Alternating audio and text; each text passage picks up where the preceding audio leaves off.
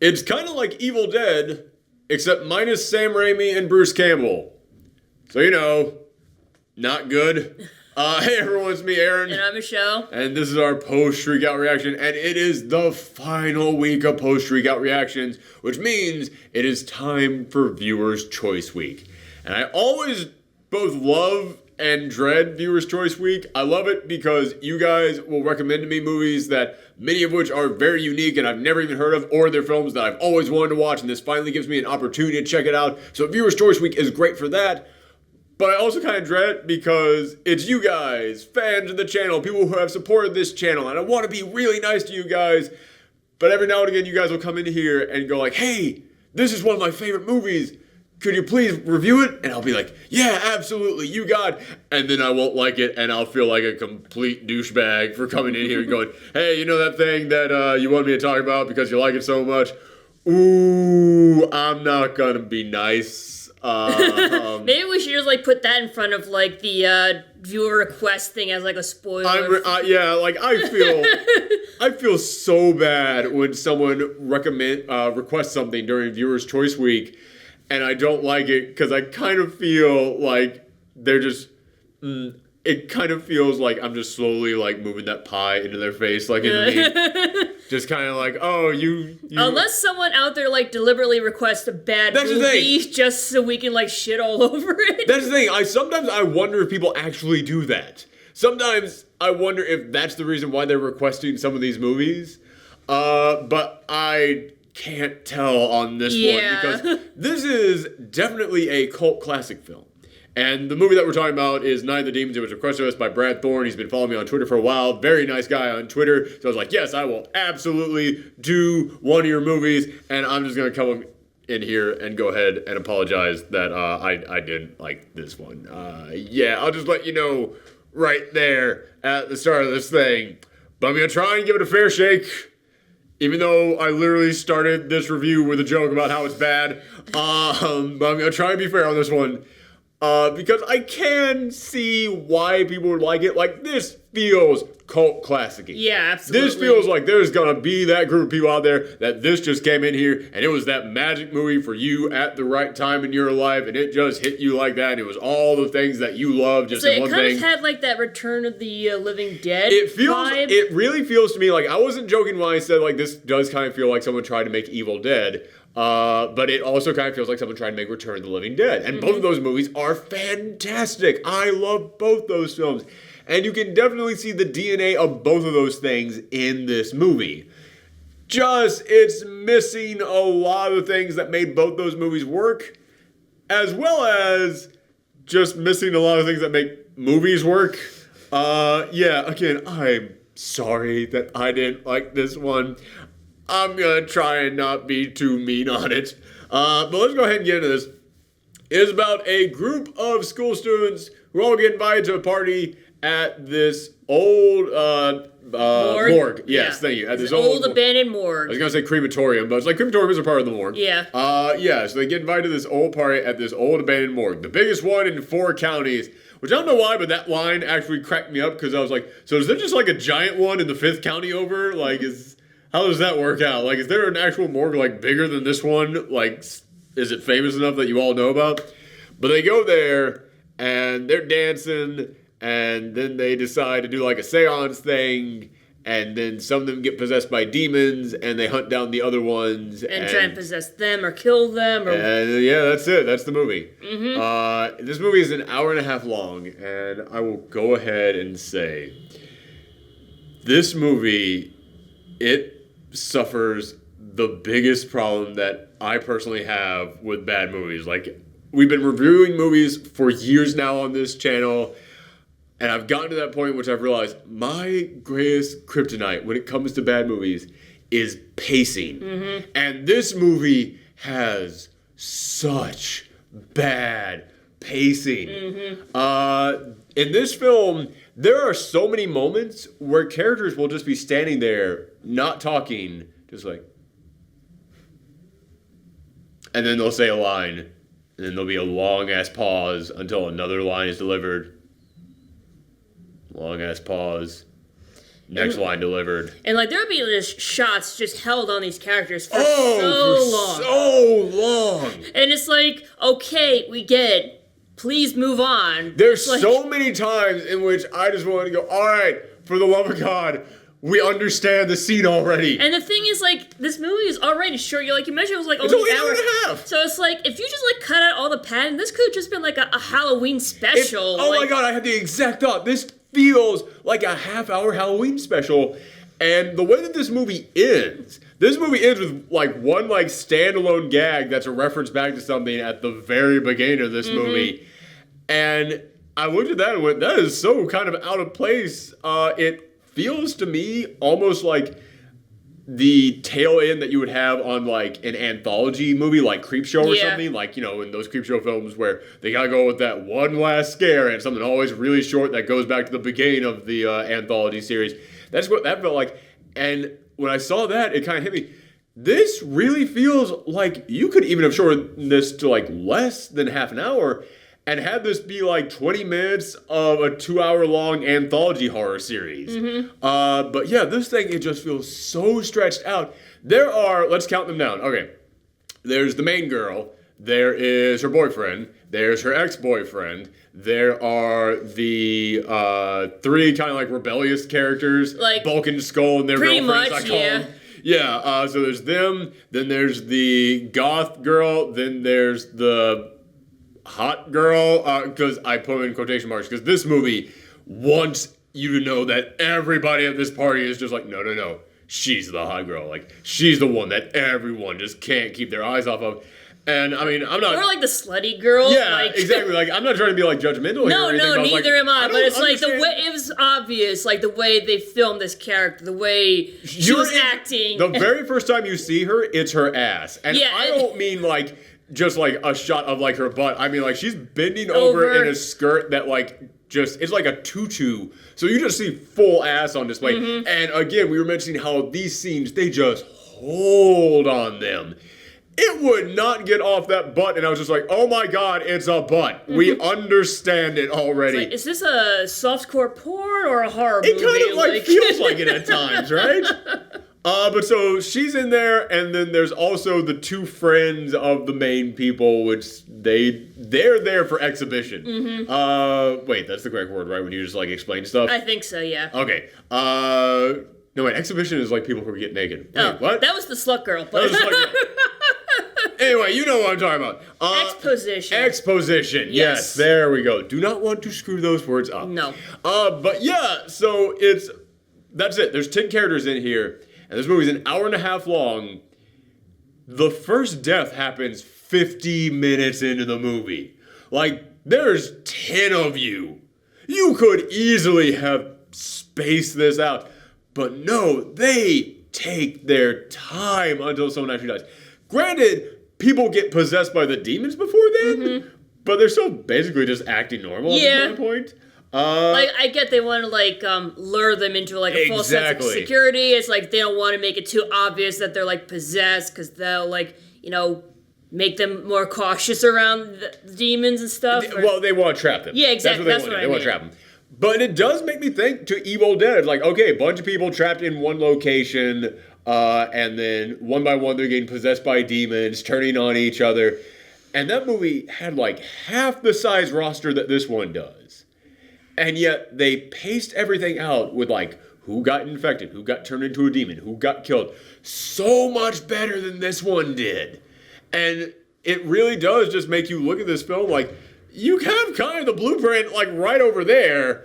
I don't quite understand why it's so hard for you to really just miss the mark on this one. But again, it's just, they take so long with everything in this movie. There are so many scenes, like when they have like the seance scene, and they're all gathering around the mirror, and like, all right, you stare at the mirror and you focus on me. It's got to take its time to slowly pan past each of them, and each of them has to have their one-liner, in which they come in here and they're just like, oh, here's my personality now. I was like, we are half an hour into the movie. I know your personalities by now. Yeah, not much personalities. Everybody in here is like one thing. Everyone's like a stereotype. Everybody, I wouldn't even say stereotype. Like, Because like the main girl, she's so bland. She is. She's not even bland. She's like, useless. Yes. The main character in here is so useless. Like her entire personality is just like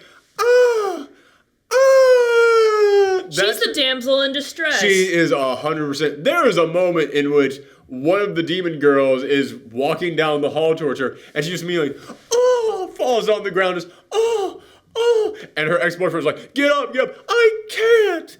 I was like, dude, what is your fight or flight response on this one? Like, how did you check the third option, which is just instant surrender on this one? Like, I think most people would at least be like kicking their legs or something, even if they were too scared to move. Mm-hmm.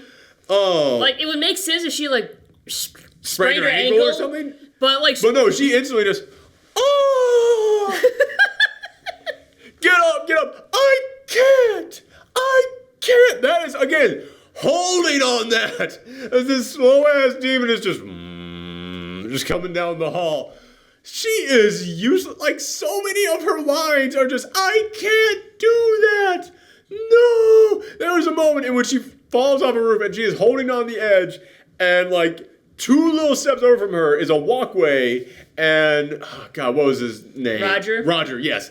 And Roger is there, and he's just like, all right, come over, just climb over, just 2 steps. I can't.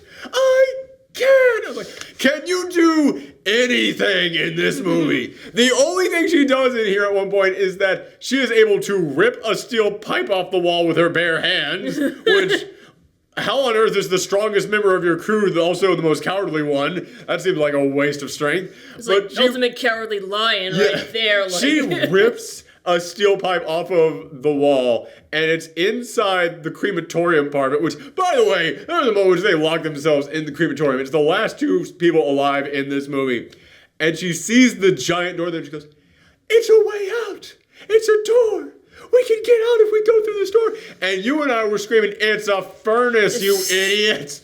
And it's not until How she do you opens not know it. This? It's not until she opens it and like sees a skull inside. It's like, it's an oven. It's like, no shit. We're like, are you? Like, how many doors have you seen in your life that actually look like that and like lead out to an exit? Inside of a morgue, for God's. I mean, I understand if you like never been inside a morgue before, but like. But you know what happens in them, and you know giant steel ass doors inside of a brick wall. It's like, even if you don't know that kind of thing happens inside of a morgue, you at least know what an oven looks like.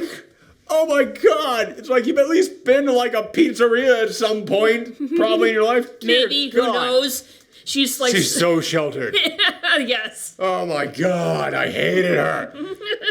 By the way, when she was like, I can't go, she then falls off this thing. She doesn't move an inch. She doesn't move an inch at all. And the camera is like holding on how she is not over the walkway. And he's like, 2 steps over, you gotta come 2 steps over. I can't. She falls and lands smack dab in the middle of the walkway. Like, wow, thank God that very heavy breeze came by at that moment.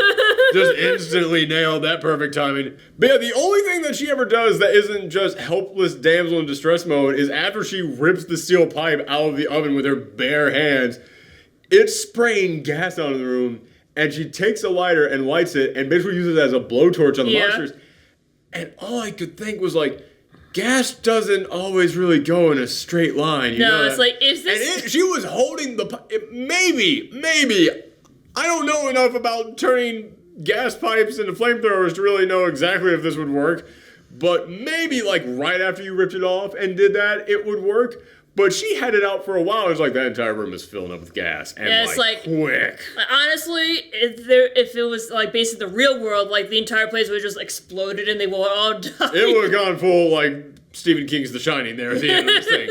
That's how they would have taken out all the demons with this one. Mm-hmm. So yeah, I could not stand her, but no one in here is a good character. Well, Roger's pretty good. I mean, Roger is all right because he will always excuse me, you will always root for that guy who's got the common sense to be like, let's get the fuck out of this place. Yeah. And also at the beginning of this, he's the skull in the Bulk and Skull combo in this one. He is like, yeah, boss, yeah, oh, we're gonna mess with these people tonight. Mess with that old man. And then towards the end, he's kind of like, actually like, oh, I'm sorry for everything. No, okay. It's like, all right, yeah, this has gone too far. Let's just get out. Yeah, so it's kind of nice to see that he had something of an arc. But I think they also tried to give the ex-boyfriend an arc in here. Try to. Because he is just mini Andrew Dice Clay in the beginning. He is 100% just, hey, twerp, so where's your sister gonna be partying at tonight? Oh! Yeah, by the way, God, our protagonist, what was her name again? Well, God, I don't know. She's dressed like Alice from Alice in I honestly wanted to call her Alice. Yeah, right? I think it was Judy, though. I think it was Judy. Yeah. So anyway, our protagonist, Judy, in here, she's got this little brother who's trying to, like, scare her with a mask. Her little brother mentions, like, 3 times, my sister has a huge rack. And I just kept looking at that. It's like, what is wrong with you? Yeah. What's wrong with this family?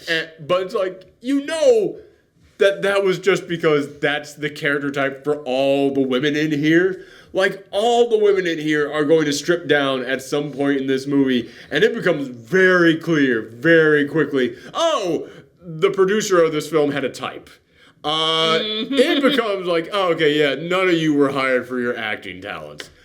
Which I feel like we need to state that because we've watched a lot of bad horror movies this month. This has some of the worst acting I've seen in any of them. I'm not going to say the worst, but it's got some of the worst. And it feels like they got a lot of theater kids to me for this. Because acting for the stage and acting for film are very different things. But there's so many moments in here. Just the way that people were standing next to each other. Like they would be staying like not quite facing each other, but like kind of like how we are, but they'd still be carrying on a conversation with each other. Like facing the audience. Yeah. Or like they would be projecting themselves very heavily. It's like that's not how normal people talk in normal conversations. Like it feels like this is a play. It doesn't feel like a movie. It feels like you're just recording a play. And what also kind of hurts this movie in that term is that there is almost no music to this thing. And we mention that this movie is horribly paced because there's so many moments of just nobody saying anything. But in a normal horror film, you could have long stretches of nobody saying anything, and you could still build tension with a good soundtrack. There's no score to this thing almost at all. Like I only remember like 2 moments in here where they'd be like running and suddenly like music would kick in. And it's like that being said, like the opening had like pretty awesome synths. The opening of this thing is awesome. Credits, The opening credits are fantastic in this movie. And man, it had me going like, oh, all right, line this movie up. I'm ready to eat. Like, it made it feel like this was going to be like the American version of, what's that Japanese film that we watched last year for Viewers' Choice Week? Like Ghost, I think it was just called. Was it? It was something like that. The thing with the big scary cat on the poster. House? House, that's it. Yeah, it made it feel like this might be like the American version of House. I'm like, oh man, I am all in. And then we're treated to half an hour of nothing except for I'm this character. That character, why are you acting like that character? Hey, I'm this character over here now. I'm this character. Like, that is the first half hour of this goddamn film. And then, like, after that, like, people start getting possessed, and then there's still just 20 minutes of, I'm acting weird now. Well, I don't see you acting weird at all, because you're the hot girl, and I'm kind of into you. Hey, let's go in this room. It's like another 20 minutes of that. I will admit, when things start going down, this movie does get way more interesting. Yeah. Like, it definitely steps up, and I did enjoy some of the makeup. Like, a lot of it is just like, hey, your face is now kind of yellowy and rubbery. But, you know, they put, like, good fake teeth in them. I actually kind of dug that. And there's actually some pretty damn good prosthetics in here. I gotta give them some credit on that. There is one character who gets his arm chopped off. And then when he reappears with, like, no arm there now, I honestly looked at that and I was just like, did this character not have an arm at all for the rest of this film, and the real arm was a prosthetic? Because that looks 100% real to me. Like, they nailed that prosthetic. There's another one in here in which the hot girl is taking off her top and she's drawing circles around her breast with her lipstick, and then she shoves the lipstick container into her breast and just disappears. I'll admit, that actually kind of freaked me out at first because I was like, that's such a good prosthetic. I did not realize that was not real. So yeah, that was actually a genuinely good prosthetic that they had in here. Like, the makeup department in this was actually pretty decent. I gotta give them some credit on that. Kind of a shame that they waited until the last, like, half hour of this movie to actually start showing anything, but, you know, fine, whatever. But yeah, so honestly, it's really just this pacing is so bad, and I didn't care about any of the characters, and honestly, yeah, just the acting's horrible in this film as well. And I'm a horrible actor. And yet, I still look at this and it's like, yeah, but I kind of at least know you don't, like, stand like this when you're talking to the person next to you. Yeah, it really feels like this was a bunch of people who had only acted for the stage before and didn't quite understand how you transition that into being inside of a movie. Yeah, shoot, is there anything else to really talk about in this film? I don't think so. There's got to be more in this, but man, there's so nothing happening in this movie for such long stretches of it. Like, unless we start, like, getting into, like, spoiler territory. We can get into spoiler territory. I also, again, just coming back around to the score of this thing, I do just want to bring that up, though, again, that, yeah, a good score really could have saved this. Because there's so many moments of silence in this thing, but if you had just a good creepy score in the background, it really could have helped with that. And every now and again, there is like a little, and then it's just gone. But I don't want to call this score. I just want to call it a sound effect. Like a jingle. Like, not even a jingle. Like, no, because jingle is multiple notes. There are so many times in here in which they will open the door, monster will be revealed, and it's the exact same, like, bah! Like, I actually made a joke at one point when someone walks out of a door, and there's no monster there or anything. He just opens the door into an empty hallway, and he gets the bah! And I went, dear God, the entire floor is covered in keyboards. Because, yeah, it just sounds like they just randomly step on all the keys of a keyboard at once, and you get that same sound so many times throughout this movie.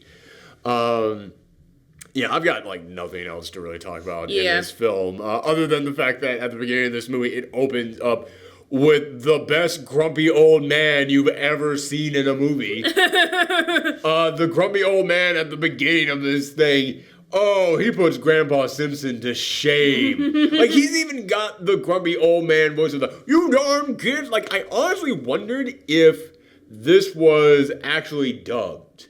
It really felt to me at moments like this came out in 1987, I want to say, and I know in the 1970s there were so many Italian horror films that were being imported, and they didn't play them in Italian. They would just have actors come in and dub all the lines over everything, and this really does feel like an Italian horror film to me.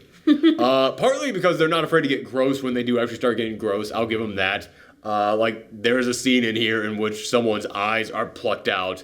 And that definitely feels like Fulci. Like, that definitely feels like a Lucio Fulci horror film because he loves to destroy people's eyes.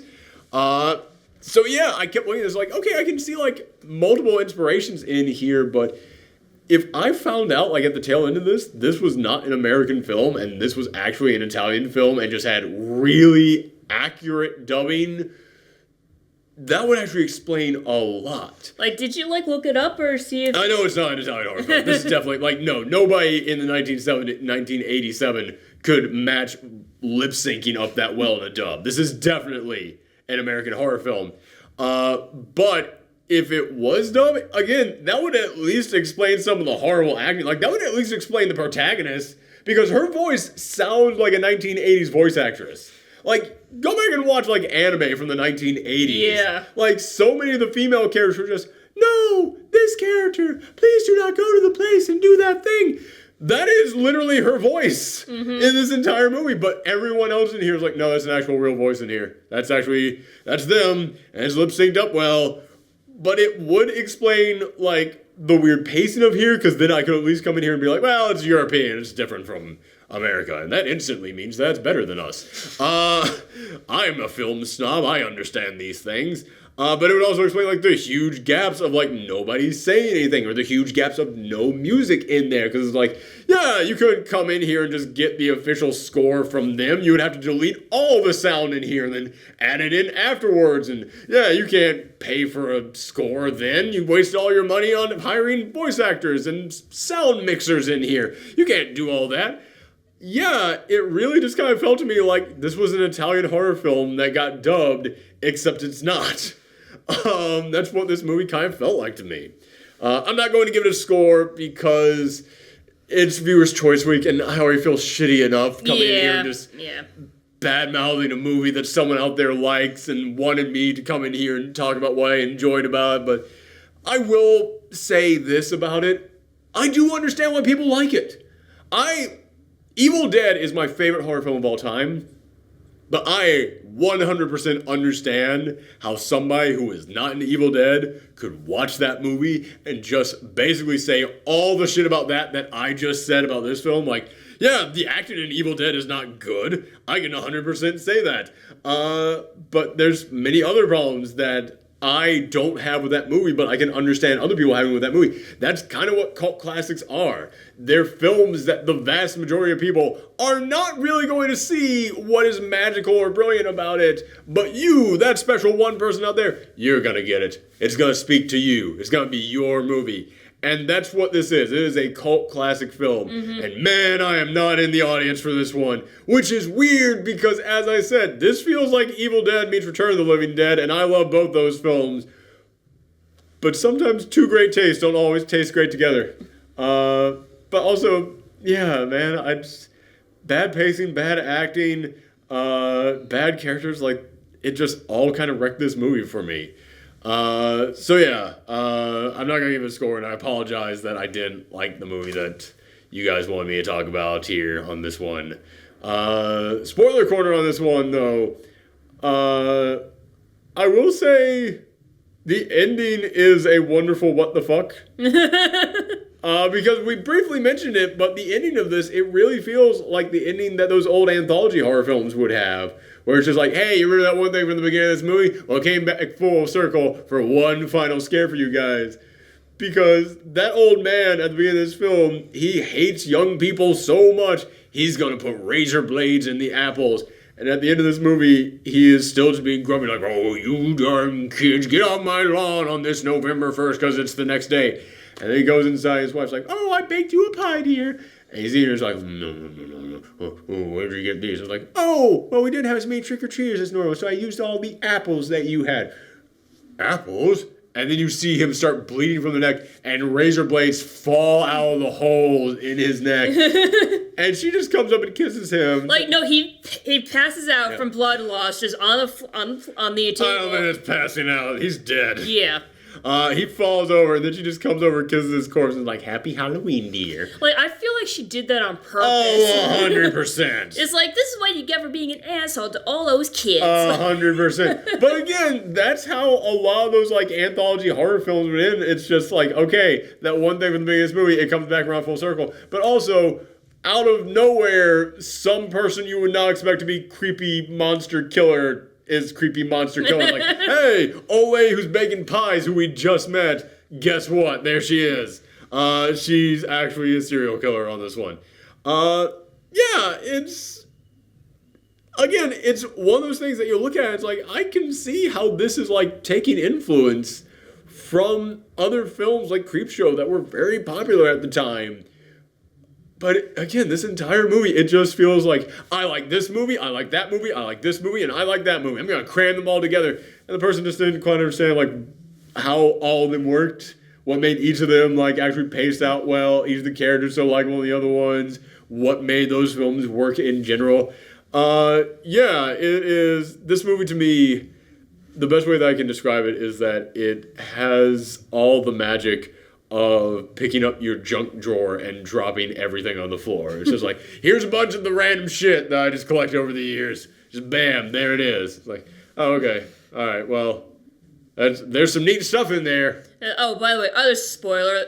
2 people survived the haunted morgue. Yeah, it's Oh, sorry, it's not haunted. It's possessed. Oh, that's another thing. That is another thing that we gotta talk about in here. That's another thing. There was a moment in which, like, out of fucking nowhere, like, when the demons get freed, like, the camera starts, like, zooming around them all in a circle as each of them start talking, and suddenly everyone in that room is an expert on the paranormal. No, it wasn't. It was, like, the goth girl who set up the party. She was saying some of it, but no, there's other people there who was like, oh, I read this in a book. Like, the girl who's dressed like Peter Pan. Like, I remember she, like, said at one point, like, oh, I read this. Peter Pan? Yeah, like, she had the green tunic on and, like, the little frills on the bottom. Oh, I didn't realize. I don't know. I thought it was, like, generic Halloween costume or something. If it's gonna be anything, it was Peter Pan. It was, like, a green tunic with, like, little, like, frill, like, spikes on the bottom and, like, green tights on. Like, that's Peter Pan, yeah. But, yeah, like, she said something at one point. Like, one of the guys said something at one point. But yeah, like, the goth girl was the one who was like, no, there's that difference between haunted and possessed, and went into that explanation. But there was another person, and it definitely was not the voice of the goth girl. It was someone else in there. And they were like, oh, I just experienced this, and this, and this. Those are the 3 signs of a haunting. I went, I'm sorry, what? Like, yeah, I know. That's why I know it was not the goth girl who said that, because they said it's the 3 signs of a haunting, and then the goth girl was like, no, it's not a haunting, it's a possession. But, like, no, they were like, those are the 3 signs of a haunting. Yeah, because we just know that. That's just a thing that, we all know that. Oh, yeah, that's just common I was taught that in Boy Scouts. Like, yeah. I was taught the correct way to pass a knife to someone and the 3 signs of a haunting. That's it. Everything I need to know. That's how I got my Weebelo badge. Yeah, man, it's just so... This movie, so many chunks of this thing are just pure exposition. So many chunks of this are just them stopping to go, plot, plot, plot, plot, plot, plot, plot, plot, plot. Like, as soon as they get to the morgue, their friend stops and goes, hold on, I want to check out if this old rumor is true. And then he takes out his stethoscope because he's dressed as a doctor, puts it to the ground and goes, see, there's water running underneath. The old legends that I read about in this book say that the spirits of this place cannot cross the river stream. It's like, wow, it's just really convenient that you happen to know all of that information. Also very convenient they happen to have, like, an actual working stethoscope instead of, like, a prop. Wow, you just happen to come here dressed in the exact thing that you would need in order to make this pay off. My dad is a surgeon, so I'm just gonna, like, dress up in his work clothes, like... Hey man, he went all... In all honesty though, you can go to a medical supply store and actually buy a real stethoscope. It's more expensive than a fake one, so I don't know why you would. But yeah, it's so... It's so crazy to me. Again, like, comparing it to, like, Evil Dead, which this clearly took a lot of influence from. It would almost be like if they found the Necronomicon and rather than find the tape recorder that had the old professor guy who was there in the cabin before them reading the incantations, if they themselves could just read the incantations like, oh no, that's fine, I read a book that translated all this stuff before at your local library, kid. And they just went into, like, and they were like, oh no, I know everything that this says, but I don't even need to read it all because I happen to already know all about the Necronomicon. Let me tell you all the 3 signs of a Necronomicon possession. Like, god damn, for real, man? Like, Return of the Living Dead, they said, hey, it's exactly what happened in Night of the Living Dead. Something that everyone actually would kind of have, like, a reference point for and actually kind of would know. But then they still throw in there, no, it's not like that thing that you know and you're just completely screwed now. It's so weird to me that so many people in this movie just automatically already know everything they need to know about this haunted house. Possessed house. Whatever. Yeah, man, so, again, I know it looks like we're having a good time coming in here and trashing this movie, but no, I really do feel bad that, a fan out there liked this movie and they wanted me to come in here and talk about it, and I just didn't like it. I'm very sorry about that. Maybe we should talk about, like, how the 2 people who survived escaped the possessed house. Like, it was Judy and Roger, by the way. Yeah, so. Which I kind of dig that Roger survived. Yeah. Because this is the 1980s, and that was still a period of time in which the black guy did not survive horror films. So I was like, okay, well, good for you. Good for you, Night of the Demons. Also, we mentioned he did kind of have the only arc of any character in here. It's like, man, if you only have one character who actually develops in a movie and he dies at the end of this, it's like, well, I'm going to be pissed. So I kind of dug that he was one of the ones that survived in this. Also, he kind of gets the hero moment because he gets over the fence. Over the wall. Over the wall, sorry. It's not just a fence, it's a brick wall. It's a brick wall, and they have to climb up barbed wire to get over it, which, damn. Again, makes me think that this is like an Italian horror film that just got translated to America. Because, yeah, they would not be afraid to, like, show skin being ripped and peeled in one of those movies. But, yeah, he kind of was like the cowardly guy in here. And he gets over the wall, but Judy is being attacked by all the demons. And she's being useless as usual. Yeah. And then he climbs back up the wall and it's like, okay, well, yeah, you had your hero moment. You did that. That's nice. That's good. But yeah, there's just so many parts of this film that just go on and on. It's like at one point, like, he got over the wall, and then there's Judy, like, hanging on the other side of the wall with all the demons clawing at her, and then suddenly it just jump cuts to Roger being on top of the wall again somehow. He's like, grab my hand. Like, again, I get why you need to do the thing of he falls over the wall and it's like, okay, he could run and be free if he wants. He could be out of there. He is away from the haunted house, and we know he's the cowardly guy. But you need to give him that hero moment where he overcomes his fears and comes back to save her, even though he doesn't have to. But how the hell, on the other side of the wall, they had to climb up barbed wire. There's none of that on the other side. There's no ladder or nothing. Yeah, we don't see him. How did he do a 12-foot vertical jump and get up there? Like, it just feels like it was, like, edited incorrectly. It was like they put the wrong scene in. Like, he was... Yeah, it's like, or like they, like... You know, it's like he was on the top of the wall. Oh, you think that they went in afterwards and added him? Yeah, okay, that's how it felt. Okay, I can see that because he's up there on the exact same position. Yeah, exactly. I can understand that. But yeah, man, just talking about that reminds me of another moment in here in which the movie is just padded and stretched out. Because after she pulls the pipe off the wall and uses it as a flamethrower, she's like, Roger, turn it off. Turn the valve off. And he's just over there in the corner like, huh? What? Turn the valve off, Roger.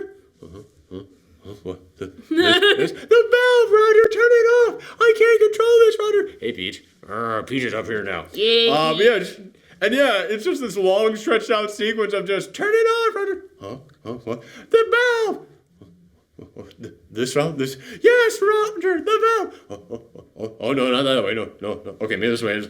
Oh my God! Just turn it off already.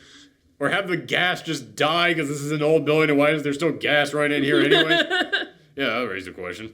So yeah, I didn't like the movie. But that's it. That's our first movie in Viewer's Choice Week. Yeah, and we're sorry we didn't like it. We're sorry, man. Yeah, we're sorry. I want to pick your thing because you're very cool on Twitter. You're very nice to me on there. But yeah, man, I just didn't like the movie. I'm sorry. But yes, we have 6 more viewers' choices to do. If you want to leave your choice for a movie that you want us to review, go ahead and leave it in the comments down below this or contact me on Twitter at twitter.com/ProfessorThorgy. Thanks for tuning in, everyone, and happy Halloween. Bye. Now get off my lawn, you darn kids, you.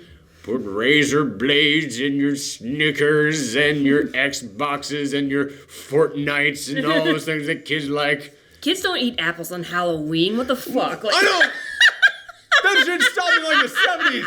How is this guy still giving out apples?